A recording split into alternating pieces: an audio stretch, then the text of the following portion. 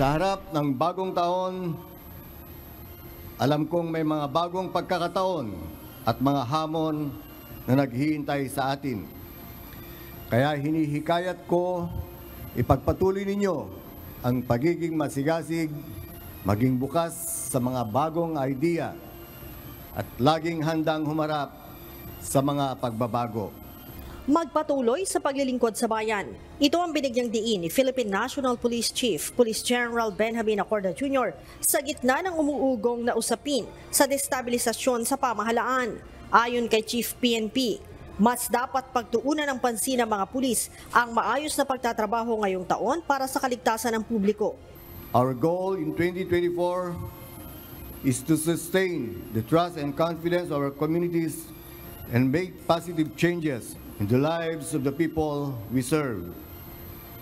Ituring natin ang bawat araw bilang pagkakataon na maging mas mabuting mga lingkod bayan. Payo pa ni General Acorda sa mga kasapi ng PNP, huwag magpaapekto sa mga naglalabasang peking impormasyon sa social media. Patuloy tayong magsikap na maging inspirasyon sa ating mga kasamahan at sa komunidad na ating pinagsisilbihan. And in the face of disinformation circulating in different platforms, let us united as law enforcers, upholding the rule of law, respecting the Constitution, and defending our government. Gayunman, hindi na iwasan ni Chief PNP na maglabas ng sama ng loob sa pagdadawit sa kanyang pangalan sa umano'y destabilisasyon laban sa pamahalaan. It hurts me that there are people na gusto lang maging sikat yung kanilang blog ay gagawa ng mga disinformation. No less than my face, the face of the Chief of Staff, posted on viral and saying the AFP and the PNP withdrawing support or asking resignation of the President, it's unforgivable.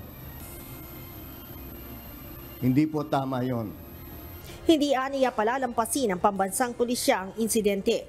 Sa katunayan, noong Biyernes, ipinag-utos na ni General Acorda sa PNP Anti-Cybercrime Group na tukuyin upang masampahan ng kaso ang mga nasa likod nito. We don't tolerate these things. And the people are counting on us. Alam ng ating mga kababayan na tayo nagsasakripisyo buong buo. Sana man, konting respeto, kahit sa uniforme lang. Huwag namang i-post using this information just to create a viral blog. Noong nakaraang linggo, kumalat sa social media ang litrato ni General Acorda at ni General Bronner kung saan may caption ito na kinausap umano ng dalawang opisyal, si Pangulong Ferdinand Marcos Jr. upang magbitiw na sa pwesto. Leia Ilagan, UNTV, News and Rescue. Diyos ang aming sandigan, serbisyo publiko ang aming pinahahalagahan.